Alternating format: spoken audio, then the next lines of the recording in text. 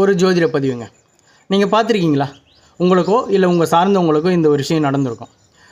திடுதிப்புன்னு ஒரு குறிப்பிட்ட காலம் வரையும் அவங்க சாமியாரா மாறி இருப்பாங்க. ஓகே, ஆன்மீகத்தில் மிகுந்த ஈடுபாடு இருந்திருக்கும். கடவுள் நம்பிக்கை இல்லாதவங்களாக இருந்தால் இந்த உலகியல் வாழ்க்கையை விட்டு கொஞ்சம் ஒதுங்கி இருப்பாங்க. ஈவன் இஃப் ஃபுட் அவங்களால சாப்பாடு கூட சரியாக சாப்பிட மாட்டாங்க. ஒரு மாதிரி விரக்தியாக உலகமே வாழ்க்கையை விரக்தி அப்படின்னு சொல்லி விரக்தியாக இருப்பாங்க. இது முழுக்க முழுக்க கேதுவோட தாக்குங்க.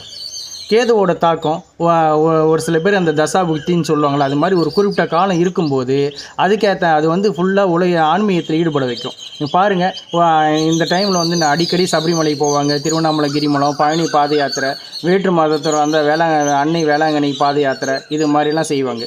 ஓகே, அந்த கேதுவோட தாக்கம் குறைஞ்ச உடனே அவங்க திரும்பவும் நார்மல் மனுஷன் ஆகிடுவாங்க. இதுதான் ஒரு சொல்வாடியில் சொல்லுவாங்க, அவன் ஒரு குறிப்பிட்ட காலம் சாமியாராக இருந்தான், இப்போ மறுபடியும் நார்மல் ஆகிட்டான்டா.